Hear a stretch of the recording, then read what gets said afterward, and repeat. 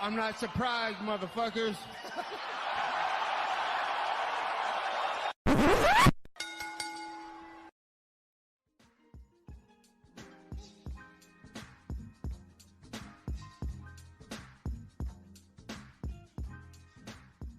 What is up, ladies and gentlemen? Back to Courtside Soundoff podcast. Once again, I'm Josh and Angel Ortega. As always, welcome by the one and only man of the hour, too sweet to be sour, my friend and yours, Angel Ortega.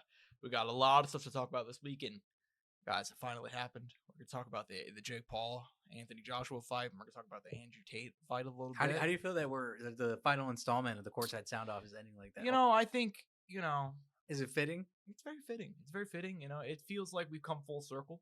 It really does. Yeah.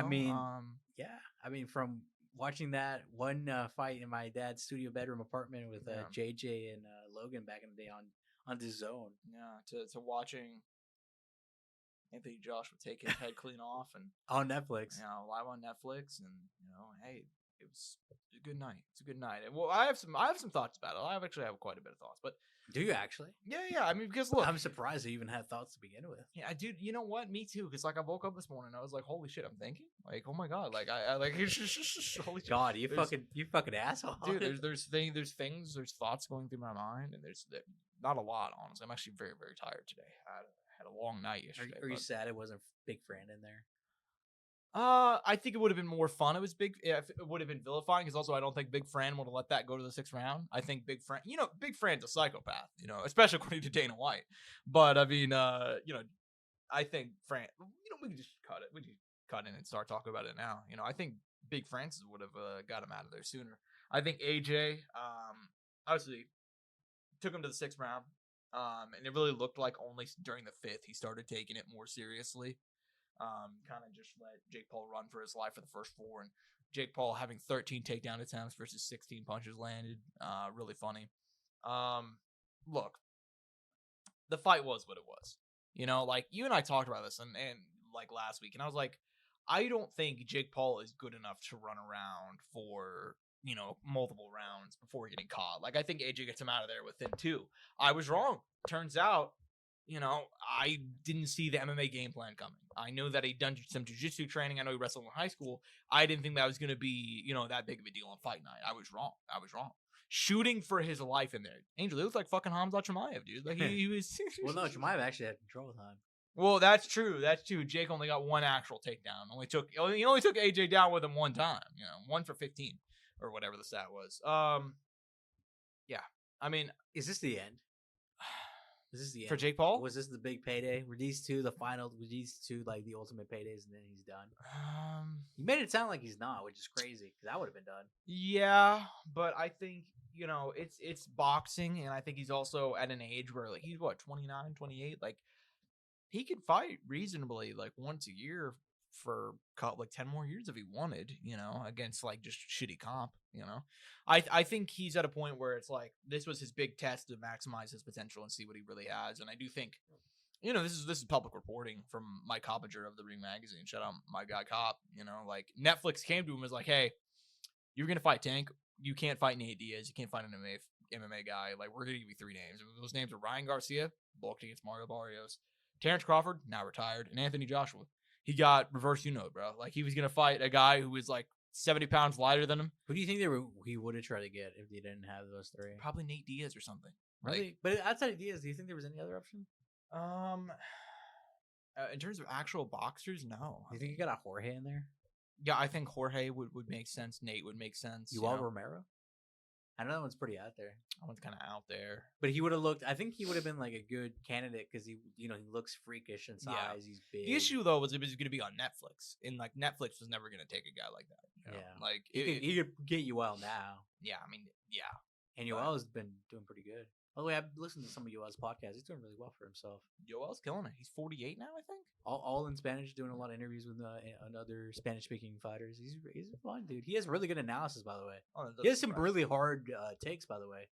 Like what? No, I mean, just some stuff that I've seen. He said he feels like Poatan can't take punches well. I would agree with that. I would actually agree with that. Yeah. I think he said he talked about some of the wrestling guys. He's been really had strong opinions about how they fight with their wrestling. Like, I have strong opinions about Yoel.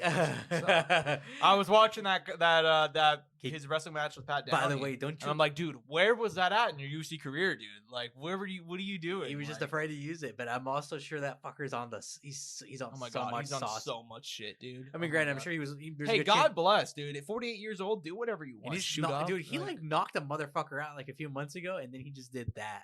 Oh my god, that's true. In Dirty Boxing, Yeah, down that guy who was like 6'8" or dude. whatever. We can get Gable versus Yoel and fucking Raph. Dude, not even that. Can I have that in MMA? Can I get that? Can I get that in MMA? Yoel at Well, heavyweight? Gable's a heavyweight though. No, I know, but why not? Fuck it. Why not, dude? Come on, Yoel. You're in the final chapter of your career. You're not doing anything. Like, why not? Let's have some fun. I wonder what he's gonna do. I don't know. I'm happy though that he got to do the rest. I'm happy for all these guys who are former wrestlers being able to do this shit. It's with such Raph. a good payday, dude. For those guys who are like young enough to do it and like they're not they're washed, but they're not super washed. Like it's perfect. And they can still do wrestling. Yeah, like I've seen a lot of Kind it. of sad we won't see. I doubt we'll ever get to see it, but we want to see Ben to get to do it. I think that would have been fun if Ben would have been able to. Ben would be a perfect guy for it, but also I wonder how much he.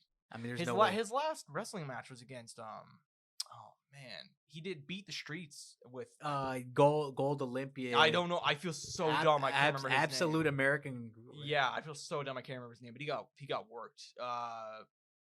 Oh man, I see his face. Too. Jordan Burroughs. Jordan Burroughs, like straight. He did a Yoel against him. He got 11-0'd. But like, granted, tech though, fault. Jordan Yeah. Burroughs at that point was still like heavily Yeah, competed, still going to yeah. Olympic Oh, trials. obviously.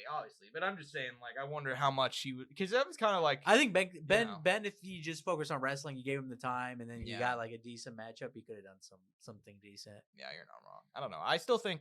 Well, if Ben, I don't know. I mean, I don't really know how the recovery works on the whole situation with everything he dealt with. So. I'm not. I mean, it's a double lung transplant. bro. Yeah, that's true. That's true. I'm just saying, like, I could see. He's doing really. He looks really good though. He looks. That's what I'm saying. Though. It's like I don't know, like, if he recovers well enough, like, if he could do something like that. You know, Or they like, allow him. Yeah, who knows? yeah. I mean, things are.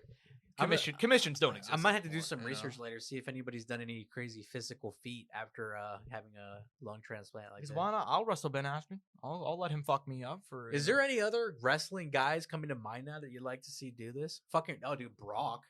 I was literally about to say Brock would make a lot of sense, but Brock in the singlet again, dude. That'd probably get some people hard. Dude, DC, dude, DC Brock, dude. That's DC that'd Brock make would be money. big. I think DC doing any DC would be perfect. I got but you. I don't know. I think DC. I got you with a good one. This one's pretty out there. Okay. Whenever he gets out, Kane. That's a good one. That's a really good one. And I'm not talking about Kane and John. That's Kane. No. Kane and the Undertaker in rap wrestling. Oh, Kane's got a steel chair. All You know, like, jokes aside, could we get a guy like dude, I want Matt Riddle, who did that's some a wrestling? massive- CM Punk, Matt Riddle. Wouldn't that be fun? that would actually be fun. I Call it think personality. Matt Riddle would be a really good one. He's not doing anything right now. I remember whenever he was talking about coming back and fighting, and then that never happened. Is there any other major wrestling guys? That I'm I think forgetting? Tony Ferguson would be good for that.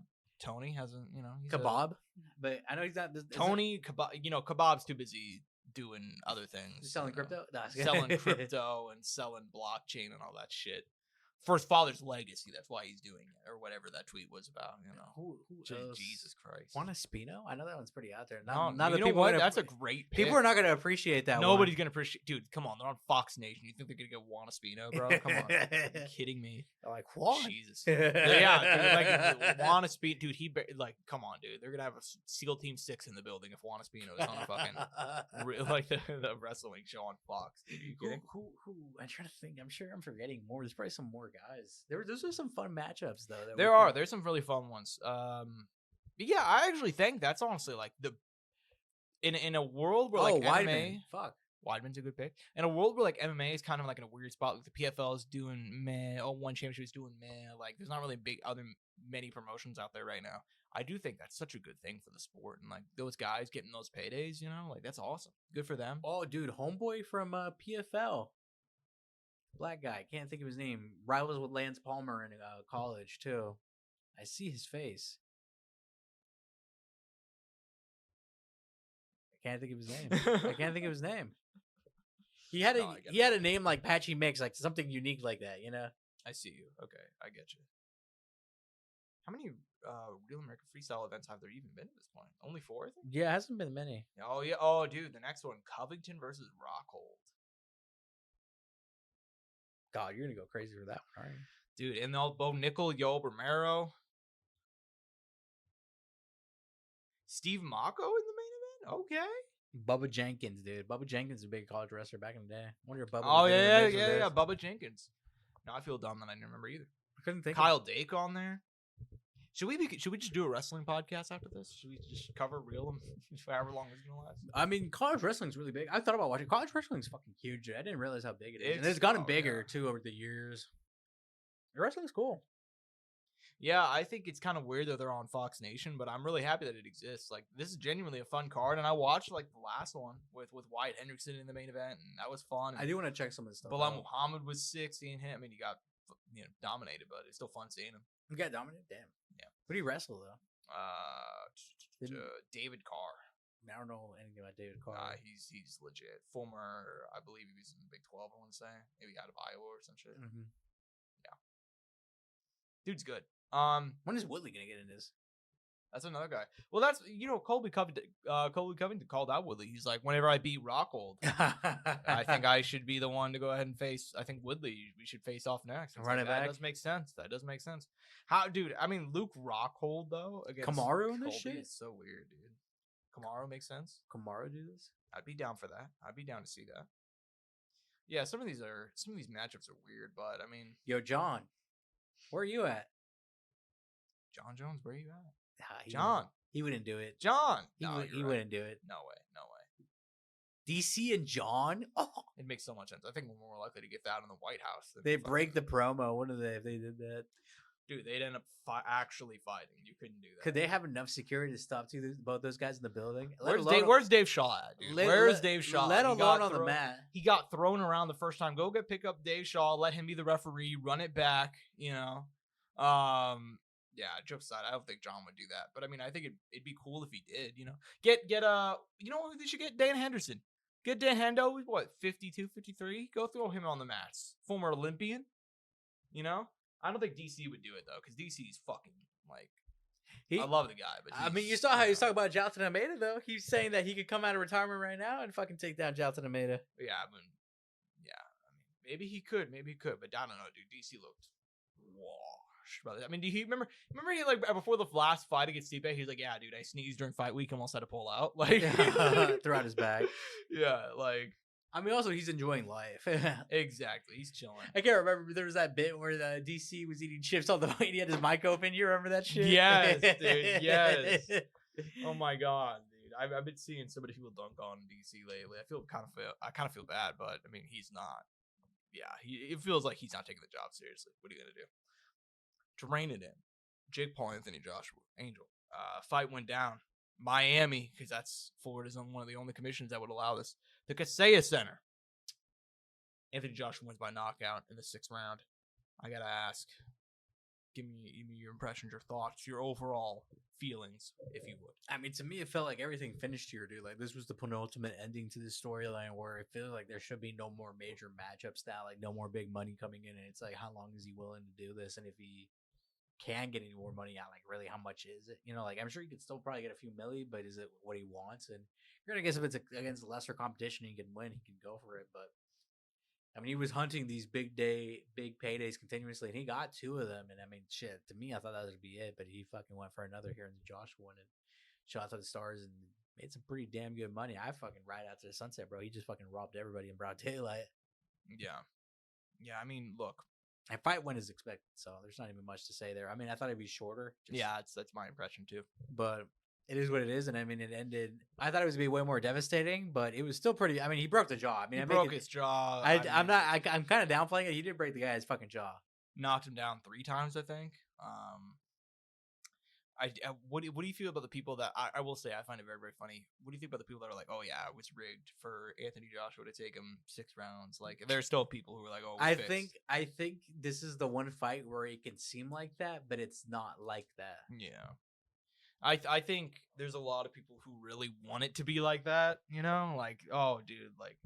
It's kind of like, to go back to a weird example, but it kind of fits. Like Conor Floyd back in the day when everybody's like, oh, dude, Floyd just let him win the first 3 rounds, like on purpose. It's like, nah, dude, like he had a strategy. He wasn't letting him win on purpose, Like AJ let Jake Paul tire himself out, and he didn't really go for it because on one hand, it's like, could he have gotten him out of there sooner? Yeah, but is it really worth diving in there to try and like take out this YouTuber and put yourself into harm's way? And because Jake Paul, I mean, I've always thought his power's kind of overplayed, because it's easy to knock out guys who are like 40 pounds less than you on a consistent basis, like Tyron Woodley's not the same weight class, and so many of the guys are not in the same weight class as him. But also, all these punches that Joshua threw at him that did and launched him. I can't remember. There was one point where like he went across, like not across the ring, but like, I mean, hit the ropes from a punch. Like he got sent back that hard.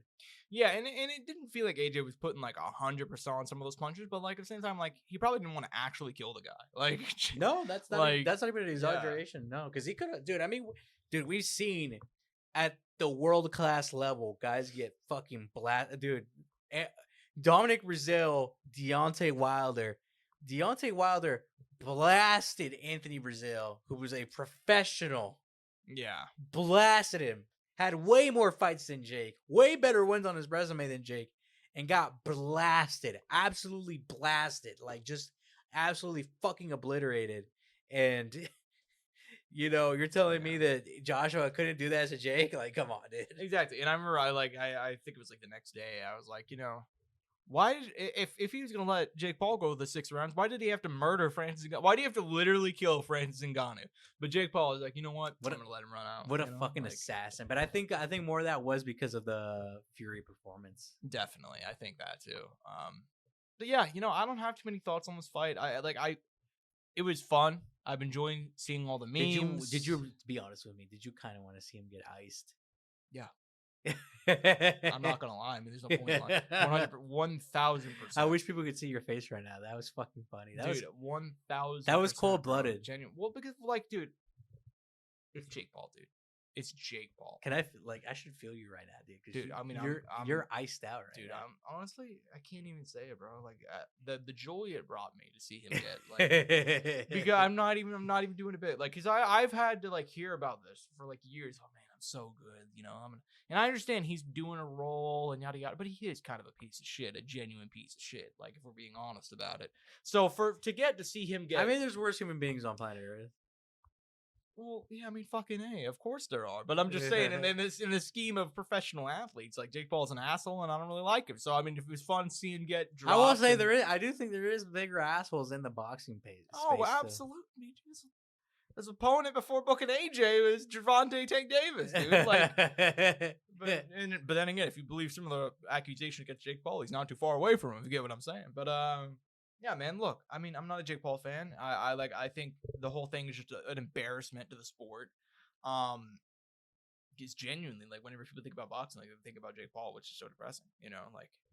When they think of him, and you could argue Canelo and maybe Bud Crawford's retired. You can't say him anymore, but Fury and Joshua, those are the big draws at this point in boxing, and Jake Paul is one of them. That's depressing and. Beating up on I think Ryan still gives it a decent bit of eyes too. Oh, that's a good one. Ryan's a really, really good pick. Especially if he beats Barrios and becomes world champ, that's gonna be big. Especially if he fights Conor Benn afterwards, which is big a rumor. Bounce back, that would be a really big fight, especially if they throw that in the UK or something. That's a stadium show. Point being, Jake Paul is one of the bigger stars, so to get to see him get just.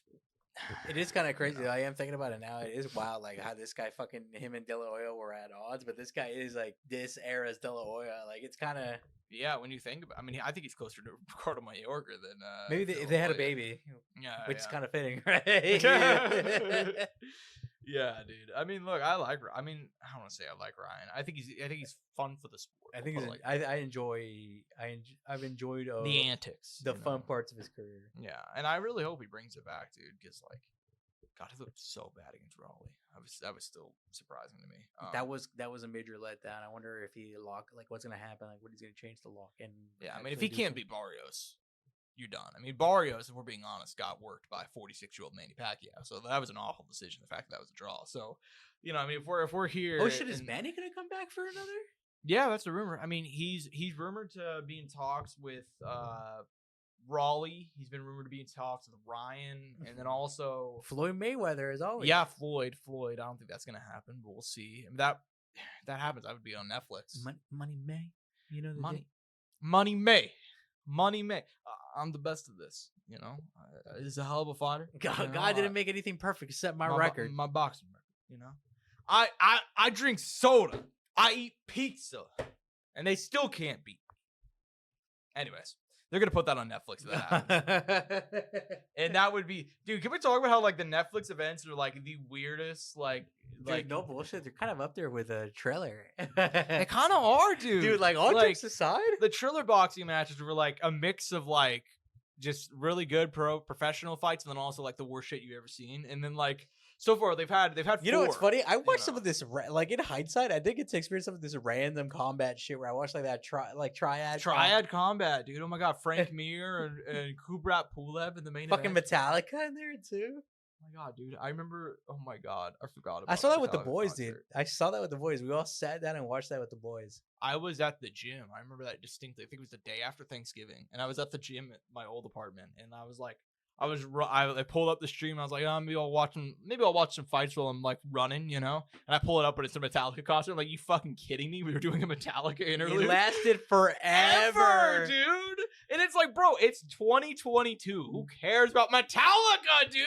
Like, come on, dude. I don't know how we don't even quite have it down yet because people don't realize like we do not need these music events in the middle of sports, dude. Dude, I had to cover a card recently for my job. And it was in Ghana, I think. And it was one of those like, don't get me wrong, national anthem and all that beautiful, but no, it's not. I'm going out swinging, bro. National anthem. You non-patriot. The national anthem before boxing matches is the dumbest fucking thing of all time. I'm just kind of used to it at this point, so I kind of have an appreciation for it. An appreciation for like what? Waiting 10 minutes so the main event can start. I mean, I don't necessarily know why they do it, but I think at one point in time there was this significant meaning because it was a big deal that I think this guy, X fighter from across the way or X fighter from this way was going to a different country. And because, you know, like that wouldn't happen as much, you know, so it was a bigger deal then. And, you know, out of respect, that's why it was done because they were not just representing themselves, but representing their country that they were fighting out of, too. I'll say this. I'd much rather have 6ix9ine like they had on Friday coming out doing Billy as opposed to old heads hate you right now. I know they can. I mean, look, 6ix9ine washed. You know, he's just like, you know, hey, it was really, really funny. I'll say that. I'd been tipped off that he was gonna do Jake's entrance before like he came out.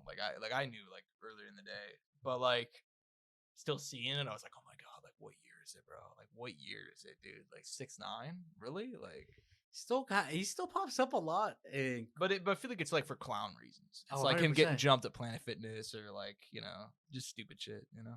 That getting jumped at Planet Fitness or it was LA Fitness. It was LA Fitness. Oh my bad. It was LA Fitness. It's still crazy though. It was like 6 dudes who cornered my guy in the bathroom, literally.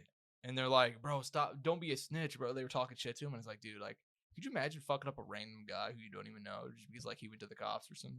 You know, like, that's kind of crazy. Can you imagine 6 guys pull up on you at the gym in the bathroom and they beat the shit out of you? Literally, I mean, like not even a joke. Like never me. I mean, I keep the gun on me at all times. No, it's just, I keep the like that. That is just insane that these people did really do that though. Yeah, because it's kind of like it's like take the person out of it, take the fame out of it. That's what I'm saying. It's like take the person out of it. It's like it's kind of crazy. You're just jumping a random guy you don't even know for like going to the cops or shit. But like. He was a snitch in the way it is like he wasn't like he robbed and some shit. And, I can't remember the circumstances, but it is funny as fuck him talking about it because he's like, I'm in there. You know, they book me, they put me in the suit, they stick me in there. First night, I'm like, I'm snitching. First night, because they asked him, so how quickly, like how early on did you know you were gonna snitch? He's like, first night that I was there, you know, I'm snitching. I appreciate the honesty though, if I'm being honest, you know. Yeah, I mean, just kind of reined it in. I mean, good for AJ. Apparently, the rumor is he's going to fight in February. Not even a rumor. He said he's probably going to fight in February or March. Rico Verhoeven is an opponent that's been discussed. For who? For Anthony Joshua. And I think that'd be fun. If you're going to have a tune-up, here's my thought process. If you're going to have a tune-up, which I guess is kind of dude, could you imagine if Rico just came in and fucked that all up? But that's the thing. Is like, it's crazy enough to where it's like, you know, maybe he might. But Josh, we just saw a kickboxer lose to a guy who's a boxer, dude. Clearly, the skill set doesn't transfer. Are you talking about Andrew Tate as a kickboxer, dude? Yeah, dude. Andrew Tate fights like how I do in my dreams, bro. Like, like he's in slow motion. Holy shit! You're fucking sad.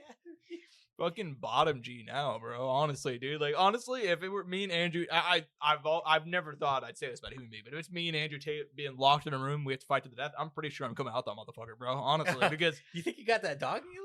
I mean, at the very, I could fight more than 6 minutes, dude. I got good cardio. He has to come out and be with his brother Tristan, dude. He has that power of brotherhood, dude. He has the power of, dude. I think you and me against the Tate brothers, we're coming out that motherfucker. I don't know, bro. Genuinely, Tristan's fucking big, dude. They're big.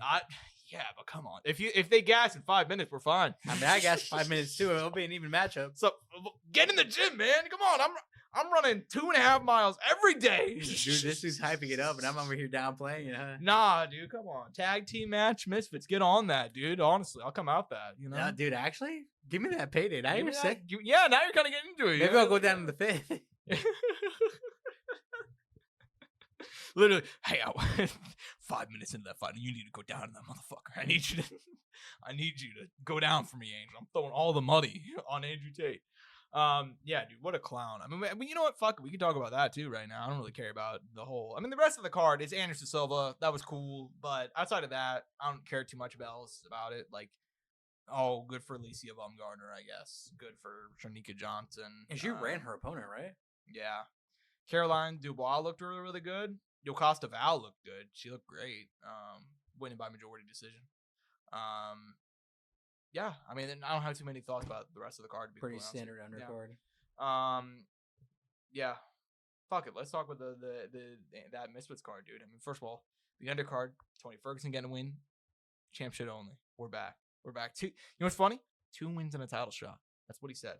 He's got those 2 wins, Angel. He's got that 2 wins. Who's throw him in against Stilia, dude. Who's it? Is there even he's a champ of both things right now, right? He's now a 2-division Misfits champion, I believe.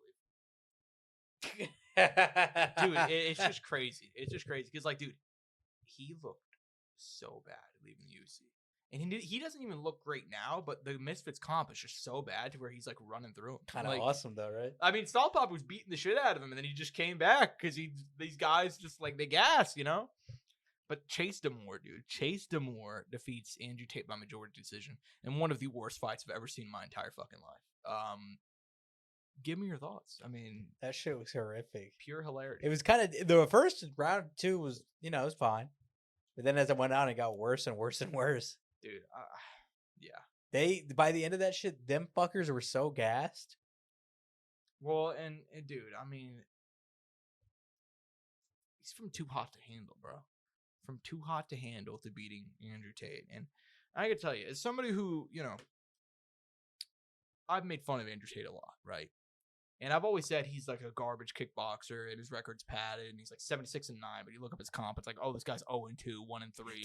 Typical kickboxing record though, if I'm being fair. And I gotta say this now. He's worse than I thought he would be. He was like, I knew he was not good, but I thought Chase Demore was one of the worst. Correct me if I'm wrong, but to my knowledge, wasn't Tristan better? Well, I mean, and then he had the injury that derailed him from his big title match. Dude, I don't know. I mean, maybe. I mean, I don't know shit about Tristan Tate's record, Like, let me look it up real quick, I guess. What's his record? MMA, he's 0-1, in kickboxing, 43-9 with multiple ISKA titles, like his brother. Everybody knows how legit the ISKA is. Yeah, dude. Just. Okay, granted, dude, it is kickboxing and it's fucking boxing. I mean, that's the reality. Unless you're in Glory or K1, you might as well not consider it like professional kickboxing. Like, that's just the reality. It's like being a champion of like what's an MMA organization? Tough Enough. It's like being the Tough Enough like champion and being like, yeah, dude, I'm world champ. Like that. No, that's not how that works. Like, no, you like that's awesome. That's a regional title, but like ISKA is like the lowest level of professional. I do believe like. I hate to say it too, like I do think Andrew did like bare minimum to be ready for this. Like I don't think this guy went all out in preparation. He's like, I'm gonna do it. He probably underestimated. I mean, to be fair, he probably underestimated Chase Demore. Chase Demore is pretty awful, That too, and also the guy's 39, been out of competition for a while. Last time he's competed, it wasn't even like decent competition. Like he's so far removed from competing that it was like I thought he would be fine. I thought there'd be a gap in there, but inevitably not. I mean, when's the last time he fought? I want to say it was 2020. If I remember correctly. Yeah, December 2020. So a 5-year layoff. But dude, I mean, And pushing and about to turn 40. yeah, I mean, he's no Rico Verhoeven.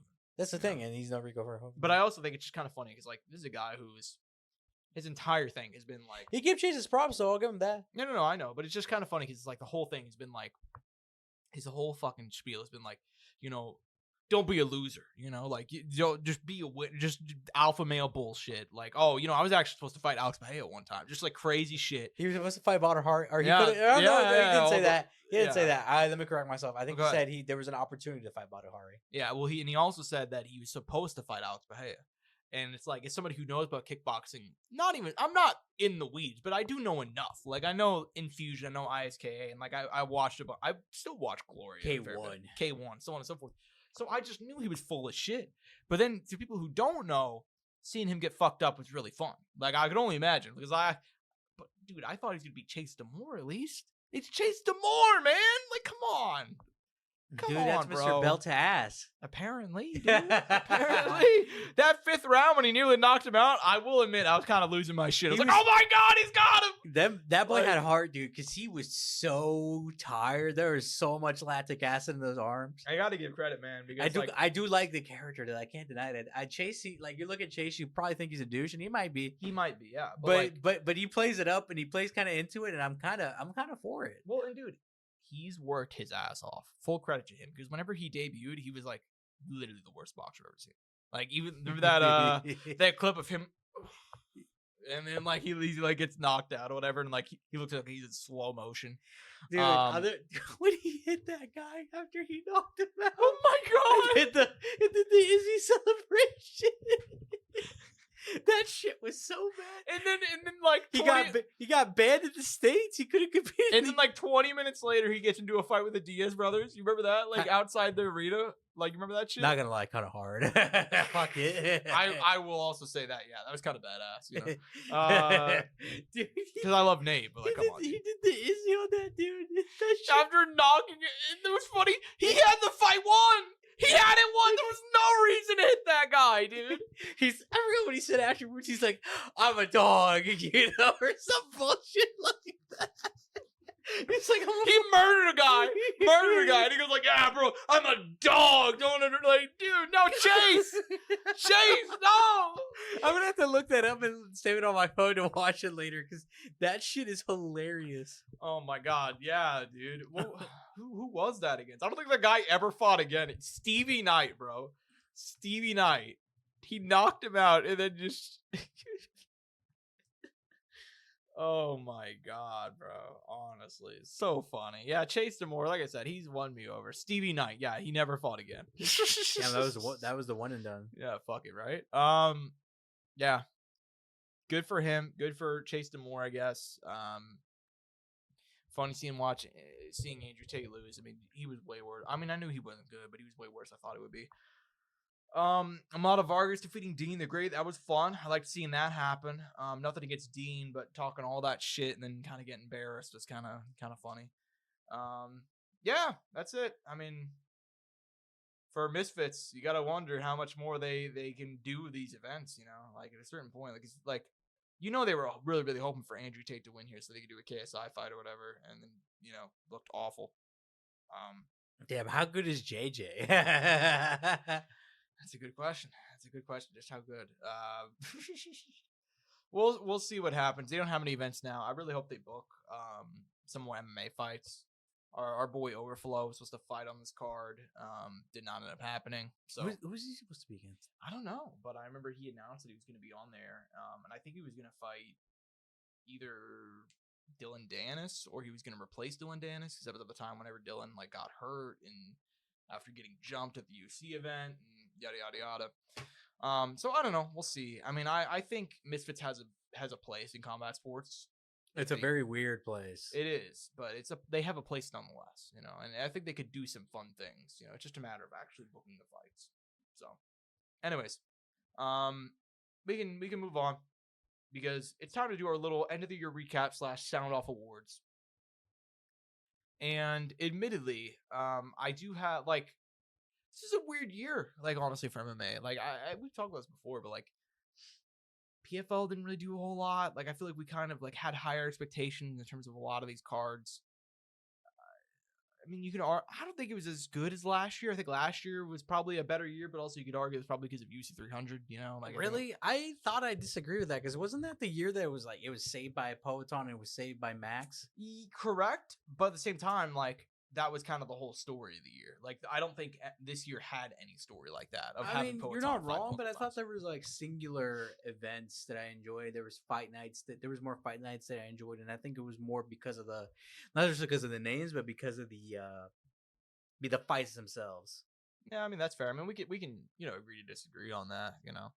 Because and the reason I brought that up is because they had the same kind of opinion on MK where they were kind of like they felt like last year was better than this year, and I was like, was it though? Like I felt like I enjoyed this year way more than last year personally. Hey, I mean fair enough. I mean I enjoyed, or at least I felt like I was happier watching a lot of the fights, right? And there was more enjoyable moments for me where I was sitting down. I was like, dude, this was a fun night. Like I left and I was actually happy.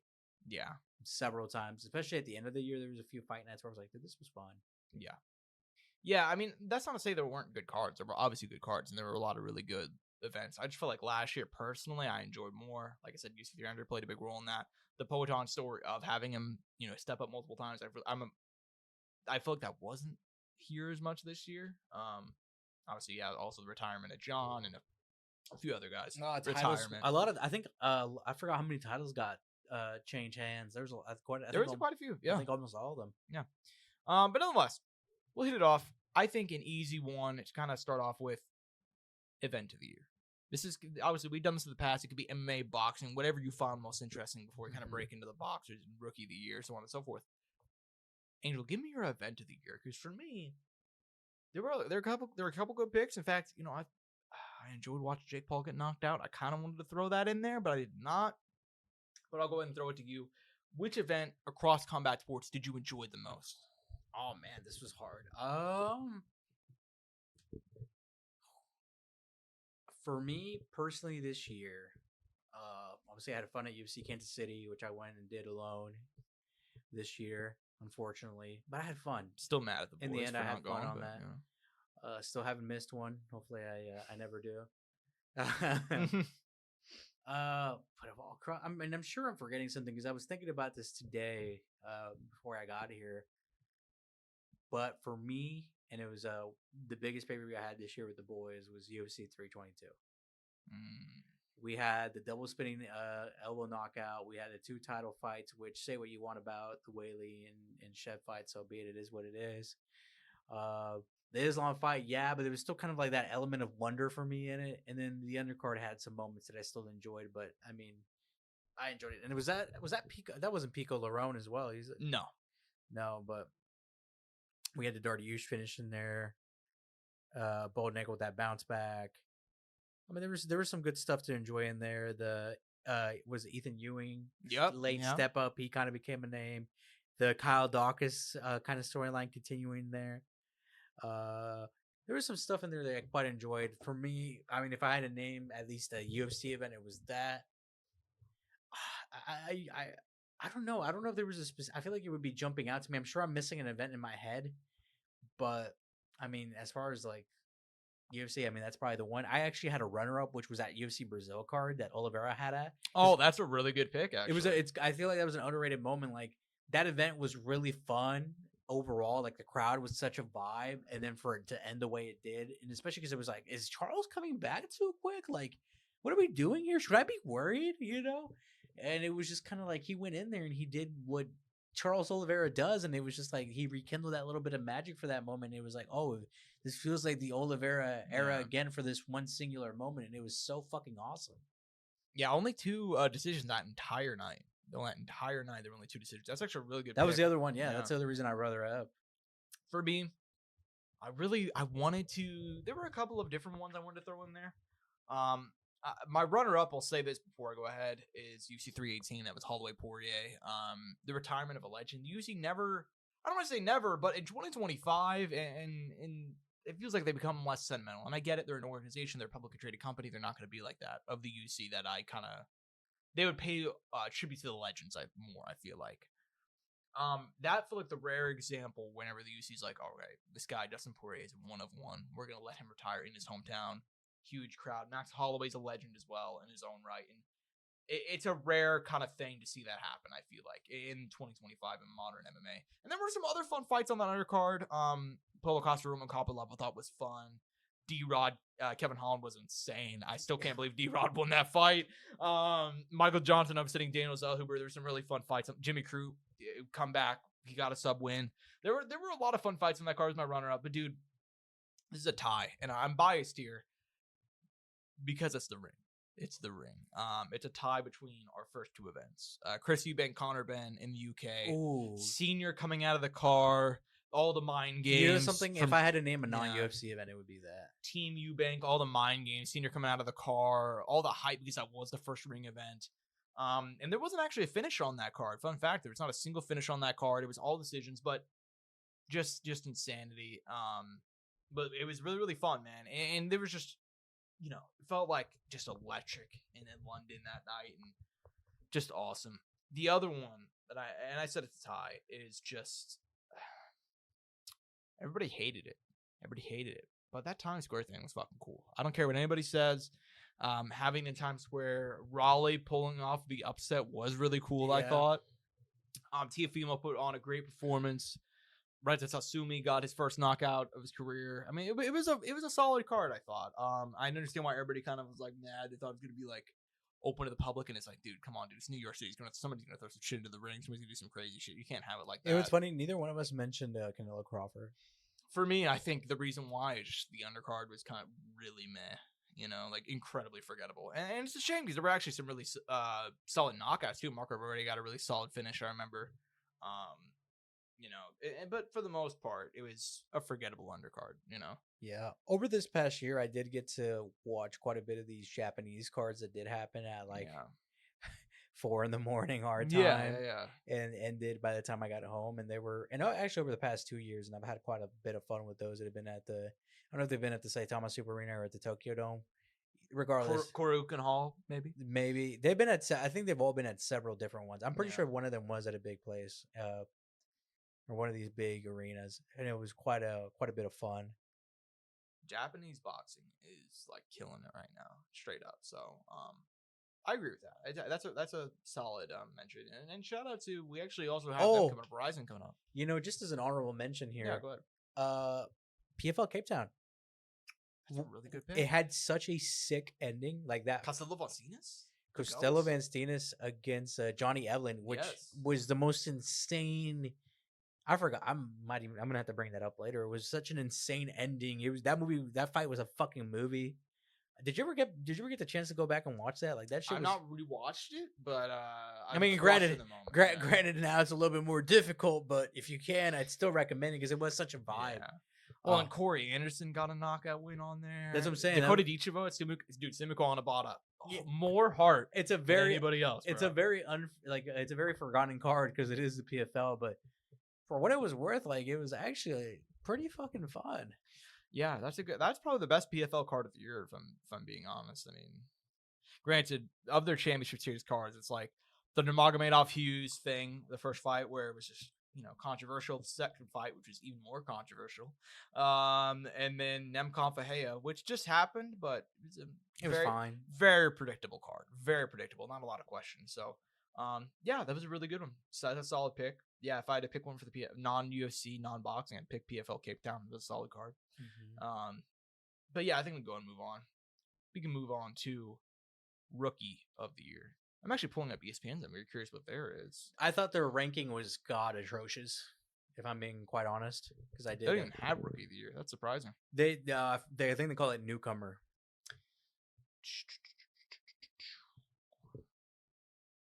I only see most improved fighter.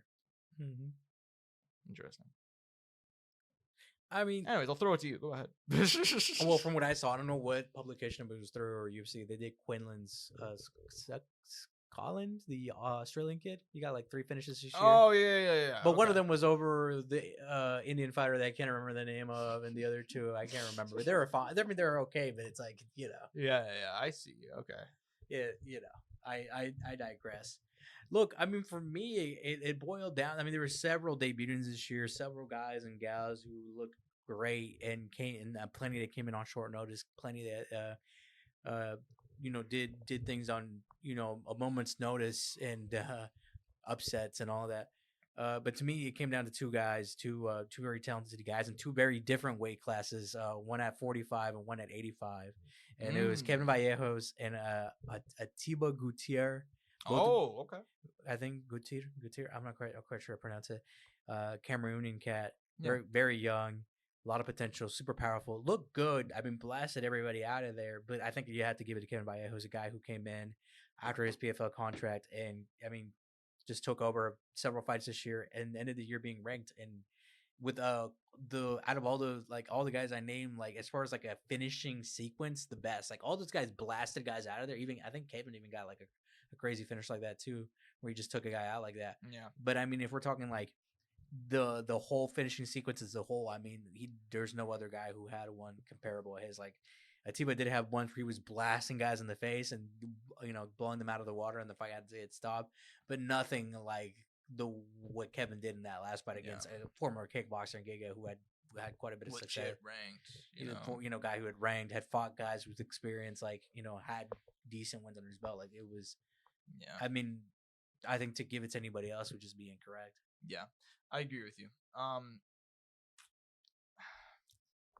kind of want to pick different people now because I did have Kevin Vallejos was my newcomer of the year, but since you gave two, I'm gonna give two other mentions. How about that? I mean, I gave it like the other one was my honorable mention runner up. Like, Gutierrez, I get you. Kevin Vallejos is my real answer. Kind of wanted to be a prick coming on here, and I want to say Yamasov just because, like, come on, dude, he's finally in the UFC, beat the shit out of Neil Magny, but I feel like we already kind of knew he's no quantity.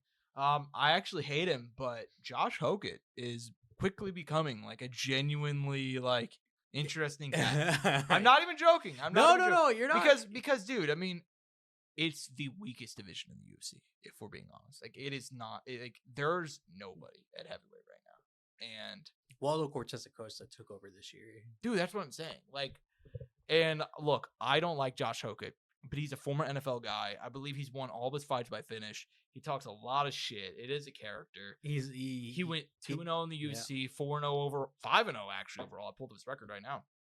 5-0 overall this year, which is kind of crazy for a guy to be that active. I'm gonna throw him in there as an honorable mention. I don't like the guy, but 5 wins all in the first round, like that's some impressive shit. So throw him in there. But yeah, if you want my real answer, it has to be Kevin Vallejos. Dude was legit. Closed the year off with an incredible knockout. Moved it in the rankings. On an accelerated pace compared to a lot of the guys in the UFC right now. Because like whenever we talk about newcomer of the year, rookie of the year, or whatever you want to say, like generally speaking, we're looking for guys like Gutierrez is not ranked. You know what I mean? Like Josh Hokett's not ranked. The Yamasov's not even ranked. Like we're talking about guys who are good, but they're not really that high up in the rings. They haven't fought that higher tier. And granted, you don't have to, but it was just the fact that he did. Yeah, he's already taken that next step at 17-1, and he's undefeated. I mean, you could have done David Martinez too, man. Who only had 2 fights. One of them was against an unranked, and then he came in short notice and replaced our boy Chiwiwi on short, and ended up becoming a ranked fighter within 2 fights in the UFC in a short amount of period of time. So I mean, that was pretty cool. And the guy's a doctor too to top it off. Like, pretty fucking cool story there, Yeah, you're not wrong. You're not wrong. Yeah, fair enough. Then we can go ahead and move on though. This one's always fun. Admittedly, way less comp this year, but I do think you can go a couple different ways with it. Boxer of the year. Because kind of a weird year and I talked about it earlier when I was talking about the ring stuff, but like kind of a weird year for boxing. Top Rank is kind of I don't want to say on the way out in the US. I'm sure Bob Evans going to do that until he dies, but they lost the ESPN deal. Matchroom kind of trying to move into the US. Like there's been a lot of weird stuff going on. Misfits trying to make a run into actual professional boxing. They just signed Vidal. Like, and obviously you had the Ring going on. They're having their premiere events for the first time. So I feel there's a lot of different ways you go with it, but I will ask you, Angel, what is your pick for Boxer of the Year? I mean, there's several different ways you can go here. I mean, I don't know if there's a definitive correct answer, at least in my opinion. Dude, I mean, This one's gonna be kind of a wild take here, but it might still be Usyk. Ooh, I'm gonna throw a wrench in the mix. I mean, he blasted Dubois out of there, who he had already fought, but it was like this time there was no questions or doubts about it. You know what I mean? Came in there, took care of business. You can go Bud Crawford with that penultimate big fight. You know, you could go Dmitry Bivol, who also had a big fight. Yep, did what he had to do this year too. I mean, look, I think, and granted, I feel like all these guys pretty much had similar kind of years. I feel like the only other option, and maybe this is what I'm actually thinking, and the year's not even done yet. I know what you're gonna say, yeah. It might be Naoya Inoue. Yeah. If he wins this year, if he wins his next fight, it might just be Naoya Inoue. Yeah. I mean, he would be 4-0 at that point. You could argue maybe not the highest level of competition. Like, I know people talk shit on Cardenas, and Picasso's not really viewed as a huge guy, but if he were to win, that'd be 4-0. And dude, in professional boxing, who the fuck fights 4 times a year? No guys having that kind of activity. Like the guys you named, Bivol, and they're not even bad picks. Bivol, Usyk, Crawford, they fought 1 time. That's what I'm saying. Like I said, I might be wrong, and it said it could be a mixture of any of these guys, and it's whatever you want to think or whatever you want. But maybe the real answer is an answer that we don't have yet. It might be Naoya Inoue. It might be Inoue, especially if he wins. Like, yeah. That being said, I'm sorry to Naoya Inoue. Even if you go pull off 4 wins, you're not gonna be able to surpass Bud Crawford for me. Terrence Crawford. It's so easy to forget, and it's so easy to overlook this.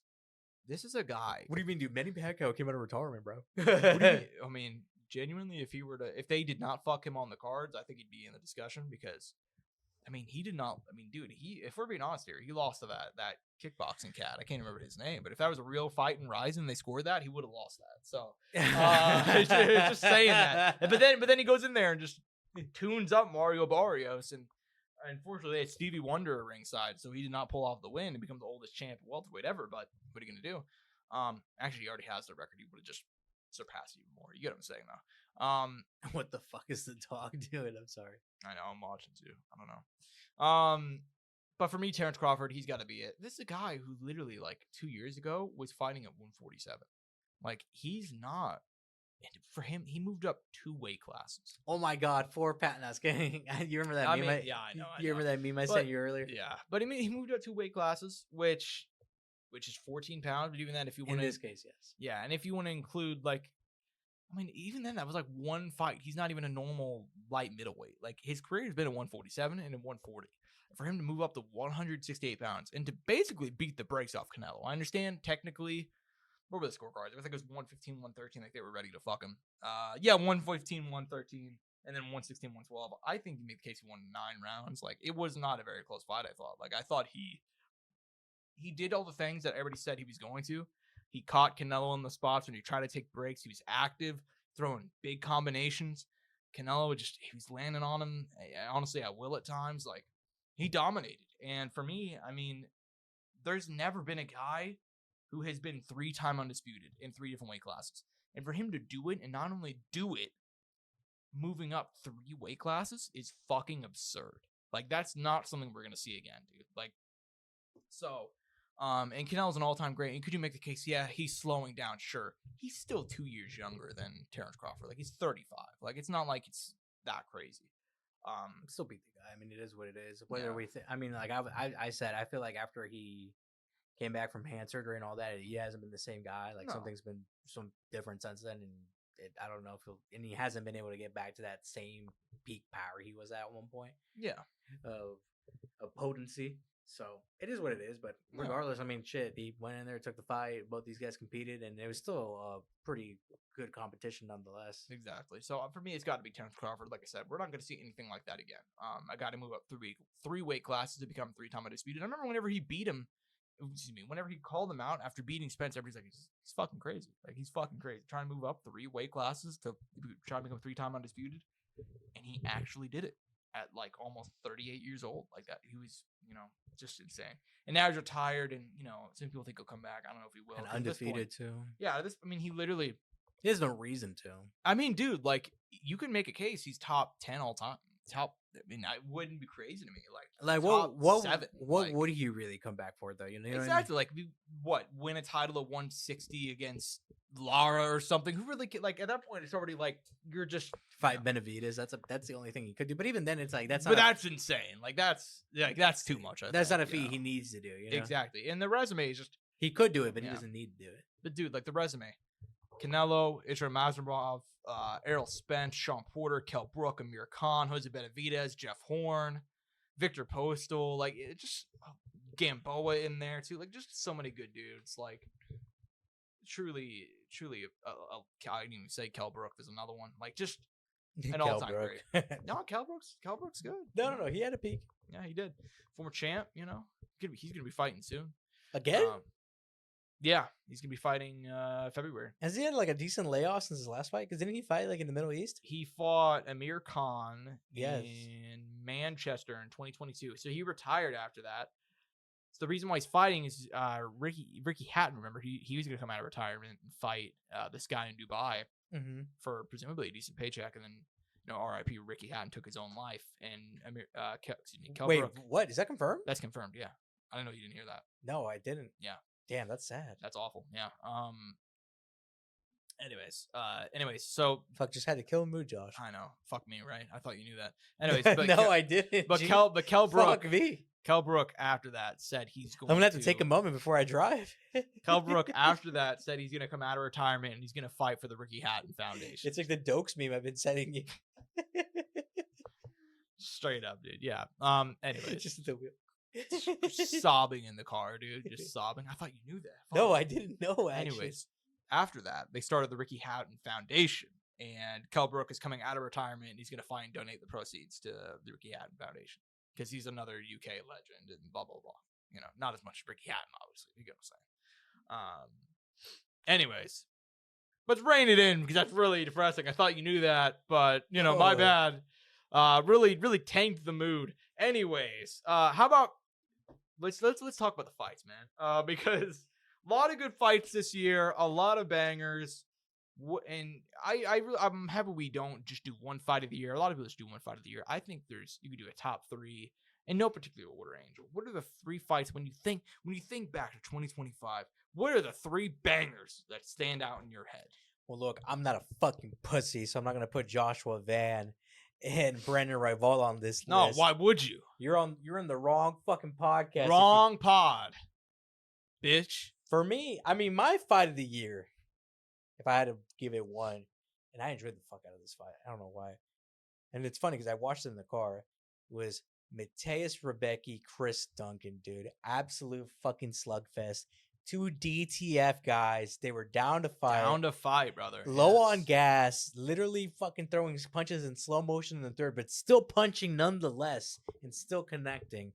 And then, as far as an honorable mention, I mean, and this might be fucking recency bias, but this was like the best fucking 1-round fight I've ever seen. Was it Ivo Barkanowski? Versus Ivo Astalon? Mm-hmm. That shit was so fucking good, dude. That was another banger. Yeah, that was something I considered as well. That was so good. And then, dude, people forget it, but fucking Jamal Hill Roundtree was kind of a fucking banger. Yeah, I agree. That was a really good fight. Yeah. Or not Jamal Hill, Prohashka. Prohashka Roundtree, yeah. Roundtree Hill was a fun technical matchup, but Prohashka Roundtree was was just a straight banger. up wild, yeah. Yes. Yeah, those are all good picks. For me, I have it a little bit different. Am I gonna say Joshua Brandon Rival? No, I'm not. If we're being realistic, would it be? Yeah, probably. But no, that's not. It's more fun to pick something else. I mean, don't get me wrong. Like, I like that fight, but no matter what, I still wouldn't put it on my list. Just so you know, For ESPN me- would hate me. For me, I gotta throw it up there, dude. This was it was a technical thriller. The way it went, especially in that 5th round, and admittedly, it's lost a little bit of its luster because now we lost. But Merab Dvalishvili versus Umar Nurmagomedov would have to be in there for me. I'm somebody who talked a lot of shit about Umar, and you know what? For 2 rounds, he was making me look dumb. For 2 rounds, he was looking technical, he was looking good. But the way Merab rallied in those championship rounds, especially in the 5th, talking shit, throwing him down like he's a child, like it was a It was a main character moment for Marab. What can I say? It's what it was, dude. He was making him look like a child. By the way, have you seen that clip of Marab? I can't remember. It's two guys. They're creators, and they're at I think a fight night, and the guys were recreating the grab his dick and twist his video. And Marab comes over. He's like, no, that's not don't say that. That's not an MMA move. Have you seen the clip of one of those guys trying to do like the fighting out of like they do the whole introduction and Marab just walks away. He's like, brother, what the fuck are you doing? Like, just like he just walks away. Dude, that's real as fuck. Cause dude, that is the dumbest. Marab is just in the arena watching a fight night off to the side in a suit and comes up to the dude and just goes like that. Fucking. Anyways, dude, yeah, I have to throw Marab Umar in there. That was awesome. That was a sick fight. I had one more. Like I had two more. Did I throw you off, Josh? You did. You threw me off a little bit, so now I gotta go. This one's forgettable to a lot of people because A, it happened in the Apex. 2, it happened at the beginning of the year. Jared Cannonier and Hubocop going out there and beating the shit out of each other, dude. Admittedly, I'm a Jared Cannonier fan, and I thought he was pretty washed, but to have that war at the age of what? He's like 42 now? Something like that? Like, that was a sick fight. It's one of those ones where it's like, we talk about all the time, like, if they didn't have the Apex, like, could you imagine that in front of a packed house? Like, just people losing their goddamn mind? Like, dude, another one that I didn't mention, but just an honorable mention. And once again, I'll mention it again from earlier. Johnny Evelyn, Costello Van Steen. Yeah, that's one on there. Yeah. Fucking banger, dude. Yep. That's a good one. Admittedly, that was one I was also going to say, but that could be an honorable mention. I'm also going to throw this one out there. And I hate that the rematching because it ruins it, but Alexander Volkanovski, Diego Lopez was a war. Yeah. Volk dominating, but then kind of getting dropped, I think, in the third and the fourth. Having to rally at the age of 36, becoming the oldest, like breaking essentially the record of like nobody at 185 and below, I believe is the stat, has been able to win a title fight over the age of 35. For him to finally do it, and for him to do it after being knocked out several times in a row, and just an epic moment. As a Volk fan, it was awesome to see that happen. Even just beyond the fact that it's Volk, it was just an incredible war too. So, and Diego Lopez is all action. I get why they booked the rematch, but it's just like there was no need. There's no need for it. There was other options. Yeah, pointless. How about this one, man? Finish of the year, knockout of the year. This is a first timer in here. I feel like we've done knockout of the year before. Have we? I'm pretty sure we have. I feel like this is a first timer. Maybe I'm tripping, but and then we'll go on to male and women fight of the year. But I mean, since I'm springing you off guard, if you had to think of I have one. Oh, okay. I do have one. What's one knockout then? I mean, this one's pretty untouchable. It was Mauricio Hufi against King Green against the cage with that spinning kick. Yeah. I mean, that shit. I mean, dude, can you name anything better? The spinning elbows were cool. Don't get me wrong. Lerone Murphy knocking out Aaron Pico, UFC 319, spinning back elbow to put him to sleep. It was sick, but there was just something about fucking Bobby Green getting backed up against the cage and that spinning kick. That's fair. I mean, it was a good finish. I know what I want in my highlight reel when I'm dead, and it's that. That's fair, but for me, I think all the hype of Aaron Pico and the fact that Lerone Murphy stepped up at short notice, and he's not a finisher by trade. No, you're not wrong, but I feel like there's other spinning elbows across time that I would rather have in my replays outside of that one. That Mauricio Hufi kick, I want that shit in there forever. Totally fair, dude. Can't argue with that. Yeah, totally fair. But for me, I would pick Lerone Murphy and that spinning back elbow. And the fact that he's not getting a title shot is just downright criminal. Investigate the UFC. Somebody, Cash Patel, get on it, bro. Honestly, give my guy Lerone Murphy a title shot. Nonetheless, time for fighter of the year. Excuse me, Angel. We're gonna start off with the gals, the women, because admittedly, like every year, there's not as much to pick from. There's obviously only 3 weight classes, 4 if you're a women's featherweight fan. Kidding. But Atom weight fans. Atom weight truthers out there. There's like 6 of us. Atom weight fans in shambles right now. We meet on Tuesdays. Nonetheless, though, there's not actually a lot of pick for women's, but I'll go and throw it to you. Who's your pick for women's fighter of the year? I mean, it has to be Chev. Has to be. She had that all-time win that I think she was kind of key like it was a key fight that she was missing. Obviously fell short against Amanda, but now she has one over another all-time female fighter in the UFC in Wei Li. And I mean, shit, if Wei Li would have done it, it would have been Wei Li here in this position. So definitely credit to Chev. She gets it done again, man. Another fighter of the year for Chev. Who would have fucking known, right? Yep.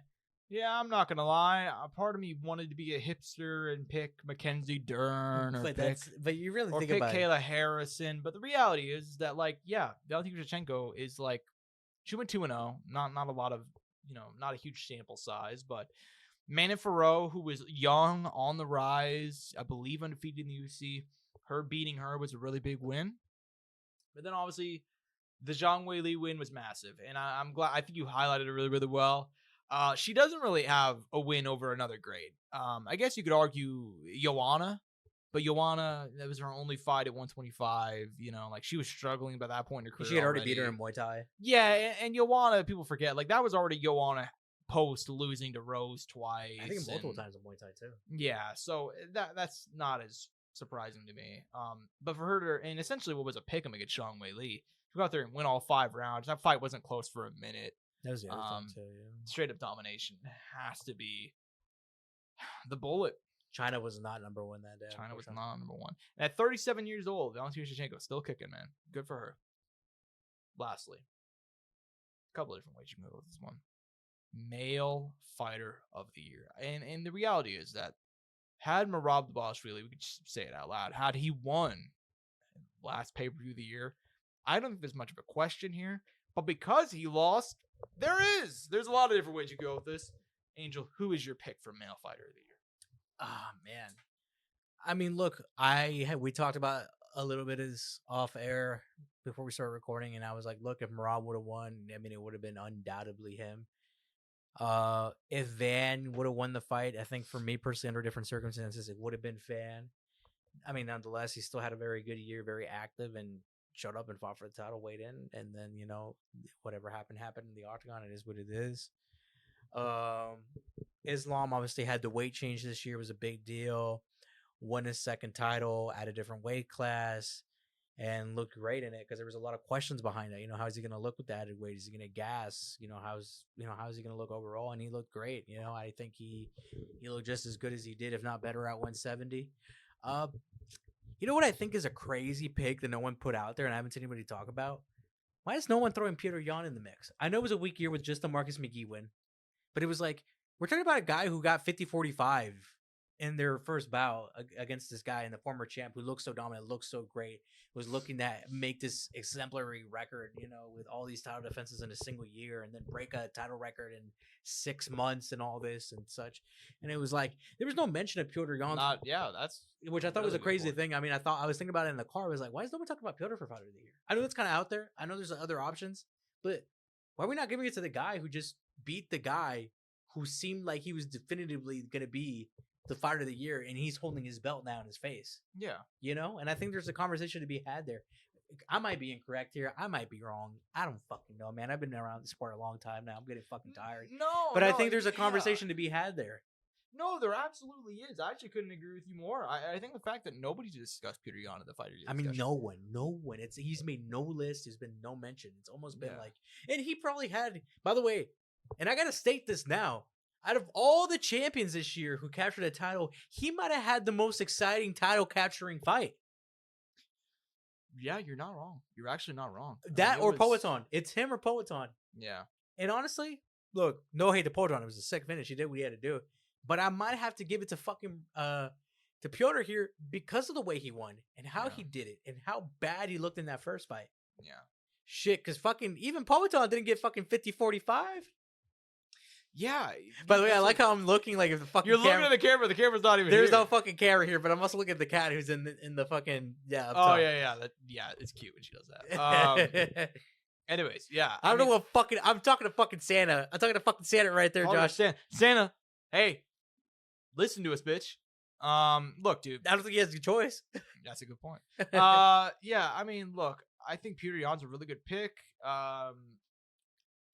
Man, I don't even know if I picked Petr. I don't think I made a pick. I think he just laid out everybody. I mean, I'm just throwing it out there. Yeah, no. I mean, that's fine. I get where you're coming from. I mean, I think it has to be. There's 3 different guys. I think either Petr Yan, Josh Van, or Islam Makhachev. For me, I don't really want to pick Islam. I'm gonna trigger people. I'm gonna pick Islam now. You're just gonna so you pick know. Islam. Yeah, I mean, I don't think it's really triggering. I know. Just people. give you your fucking MMA nerd boner hipster moment with the Dude, fucking Piotr mention. Yeah, I mean, But it is a fire mention though. To me, though, it's like stepping up on short notice and beating Marab Dvalishvili. Is that more impressive than beating Jack Della Maddalena? That's what it comes down to. You know what I mean? But adding context, new weight class, added weight, had fought earlier that year at 55, transitioned to 170. How was he gonna look? And then Jack was coming off the Bilal win. Correct. Yeah. So he had some level of interest. Exactly. And he had pop behind his hands. Yeah, exactly. And Craig Jones too was a big thing behind that. I think was kind of amplifying all that too. Yeah. So I think I could go that way. And I think had Josh Van won the title in more impressive fashion, he would be 4-0 and and second youngest champion. Yeah. I mean, he still is the second youngest champion. Exactly. Like, we can't downplay the fact that he is champion, but I do think the fact that like it did happen in such a freak accident way, it's like it really devalues it. And I feel bad, but like, dude, it was a freak accident. 26. It is such unfortunate because it felt like it was his moment to be like, yep.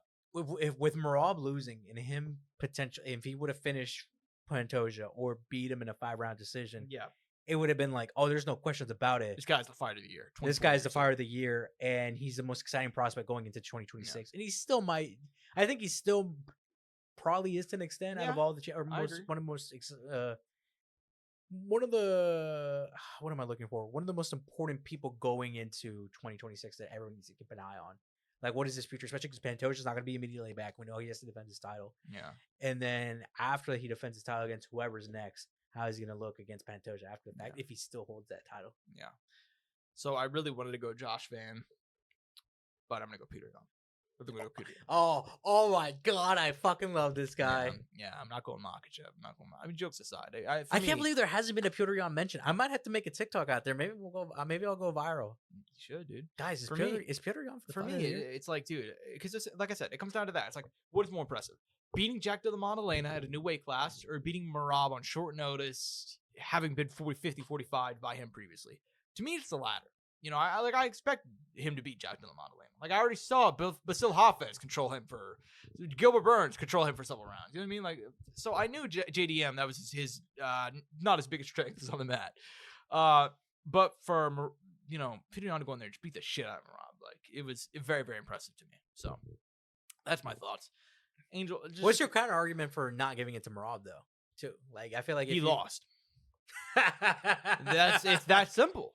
I don't think you can. It's one thing if you were to lose at the start of the year, I think, and then recover later. Like, for example, I think you could make. I remember back in 2016, people made the argument for Conor to be fight of the year, even though he lost to Diaz because he rebounded with the win over Diaz, and then he beat Eddie Alvarez and so on and so forth. There was that Robbie Lawler mention that I had earlier. Yeah, exactly. Like, you can lose at the start of the year, but I think to end the year on a loss, especially in, like, if we're being honest here, like, I think it was like 49, 46, 48, 47, 48, 47. You can make the case that Merab lost all 5 rounds. Like, it would not be that crazy on damage. So.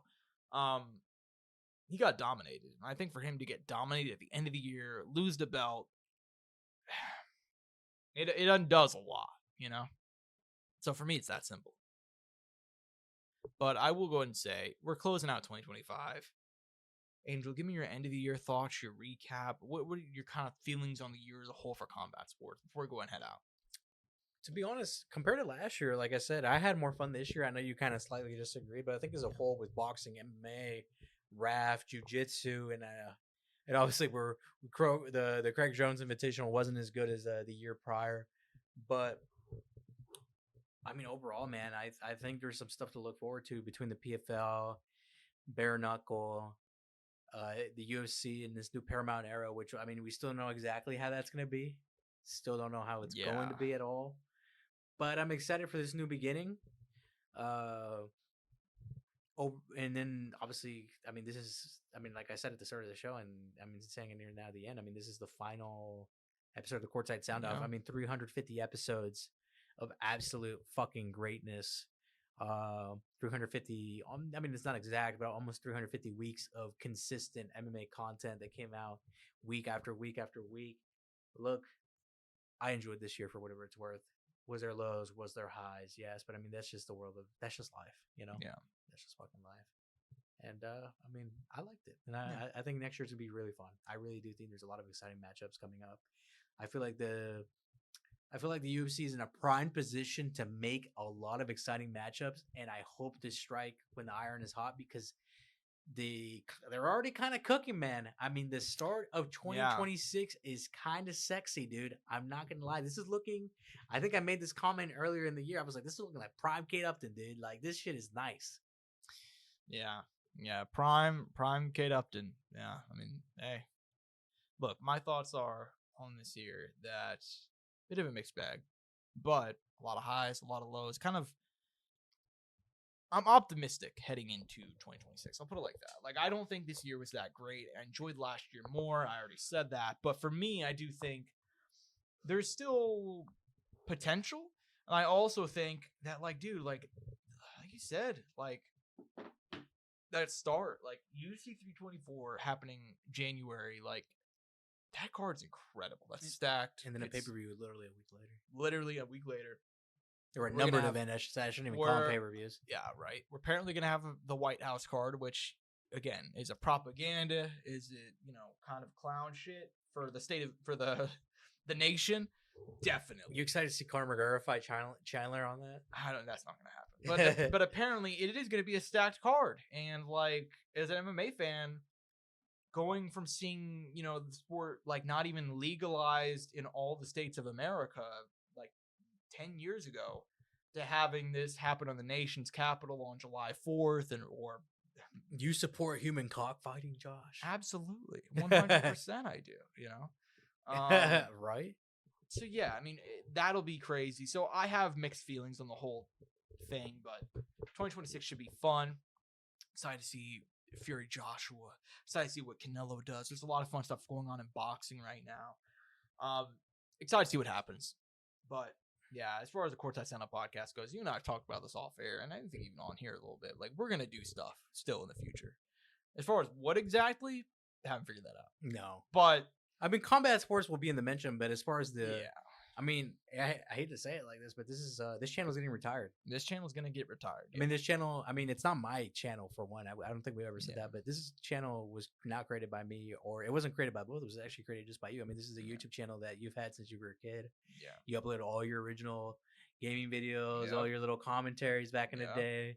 Did our OG podcast on there that no one knows about. Correct, which I know. Oh, man, I wish I just had privated everything. I privated all my YouTube videos. Yeah, I haven't gone back. I cringe at them, but they exist. They're still out there. Yeah, I just deleted them. I just should not. I should have privated them, but I was also like a teenager back then too, not really thinking about the future. I don't think I'd live this long. Like, I didn't think I'd. So. But yeah, this channel's getting retired. I think it's getting retired in the right way, man. Like you and I, and then you for a fair bit too, got to build this up, dude. You got to, in a way, live that kid dream of creating the content, getting the millions of views. Well, and I think if I had the time to fully dedicate myself, and I didn't have if I could have made this my job, I think we're in a lot different of a position to where this channel could have been bigger than it was. I mean, there's a number of factors to that, man. I think even on my end, near the end, I could have been better. Yeah. I could have been way better even earlier on. But I mean, I was living life. You were living life. You know what? You either win or you learn. Oh no, and I mean, I learned a lot. And I mean, look, if however, whatever the next thing we create together, I think I know so much more now. Yeah, I'm way better at it now, dude. Even now, I mean, us talking right now is way different than how we talked that first episode. Even our conversations are significantly better. I've gotten way better. We've literally grown throughout the history of the show. My knowledge has improved a lot. I mean, I knew nothing coming into this, nothing. And I mean, nothing. And now I know a myriad of things about the sport that I never knew. Yeah. And I can sit here and give a definitive and a strong opinion and argument week in, week out on things about the sport and about and not even just that, but I learned about other sports and learned how to talk about other sports. And to the point where, I mean, dude, a large portion of the media I consume on a day-to-day basis is around fucking combat, is around fucking sports. Like, this shit's never gonna go away from me. I hope not, because it's so fucking fun when it's fun and it's so exciting. And I mean, it didn't make it to exactly 7 years, but fuck it, we'll call it 7 years. 7 years, fuck it. Yeah. It was the most fun 7 years I've ever had, and it was the best part of my early 20s to come in and week out. and make it through. Because I mean, there was weeks that you and I both have told each other probably like, Yeah. dude, it was like, let's just make it to next week, Yeah. and then not even just that, not even just make it to next week, make it to the fucking weekend to watch the fights themselves. Yeah.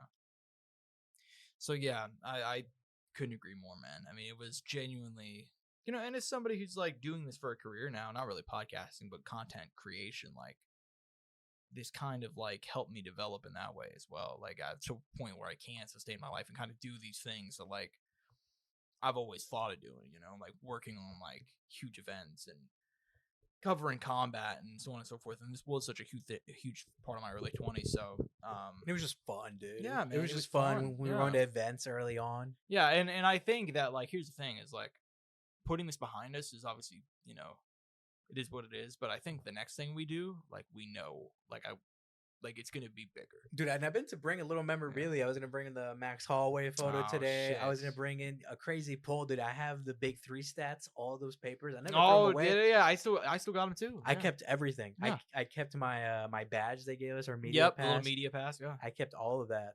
Never got rid of any of that. yeah, Still got all of that. I mean, yeah. just want to bring those things. I didn't. Next time I see you, maybe I'll bring some of it. Yeah, just dude, for yeah, just for nostalgia. Yeah, do it, dude. Like I have all that shit in the binder. I have some of my, especially early on. I have my notes. They were so shitty, by the way. They were so trash from when I would come in, come in prepared for podcasts, which I wish I kept doing. And I got better at. But believe it or not, some of my original notes, I think they're from that Cejudo. Dillashaw? No. I think later. I think it was Rice? Rice or either Cruz. I can't remember. Yeah, they're from something from that, but I remember Cejudo was a primary one in there because it was one of the names that stuck out to me. It's crazy to think about like where our life was and how much it's like changed since. Dude, most of the fucking fighters we started with aren't here anymore. They're all gone. Some of them, literally, some of them fucking died too. R.I.P. Rumble, R.I.P. Elias Theodoru. There's a couple other people, obviously. So we mentioned it earlier, but fuck me, R.I.P. Ricky Hatton too. the Ricky Hat. Oh my god, dude, I was crying in the car, dude. Oh my god. Yeah, that was awful. I think I told you I would have to sit at the. I thought you knew. I didn't know we had. Fuck. I just knew he died, but I didn't know this. I thought he had died from like health causes, man. But granted, they kept it kind of secretive, so I always have. Yeah, well, it didn't get announced until like 3 weeks later. I should say secretive, but like they always, whenever it's suicide, I feel like people always kind of hold off. They do. Because I feel like if it's health, they usually kind of say it's like that, Yeah, But I feel like they whenever keep it vague. But if it's suicide, I feel like they always kind of like, let's hold out for a bit, and then maybe it comes out, Yeah. or it never gets said. Exactly. Yeah, man. Dude, we seen organizations die on this show too, dude. Bellator died. Dude, Bellator. Bellator died, bro, during the history of the show. Oh, well, the Triller that was what was it before? Fight TV. Fight TV. Fight TV Triller. R.I.P. Triller, bro. R.I.P. Dude, Triller. We saw Twitter become X. Still mad about that one. Still mad about Dude, that we went through. We had 3 presidential or 2 elections. Yeah. 2. It was 2 or 3. I can't remember. I Wait guess a minute. Yeah. were we at that halfway? Yeah, point? we only had 2. We had 2. Yeah. Yeah. Jesus. Yeah. So much has happened. It's kind of crazy to think about, but yeah, man. Hey, for one final time, that's all for me. I'm at Josh Soundoff on Twitter. He's at Angel Ortega and Score 1. Stay tuned. Stay tuned to the channel because, like I said, this channel is getting retired, but we do have things that we do want to do in the future. And like I said, whatever we choose to do next is going to be bigger than what this was. So, OnlyFans inbound. OnlyFans inbound. Only pipes, bro. Only pipes. Only inbound. Yeah, you guys thought DTF Fighter of the Year was a joke around here. Yeah, no, it's DTF, bro. It's DTF. Have a good one, guys. No, I say enjoy the fights. There's no fights happening, but I guess enjoy something. Future fights? Future fights? Future events? I don't know. Yeah. Anyways, peace out, guys. Have a good one.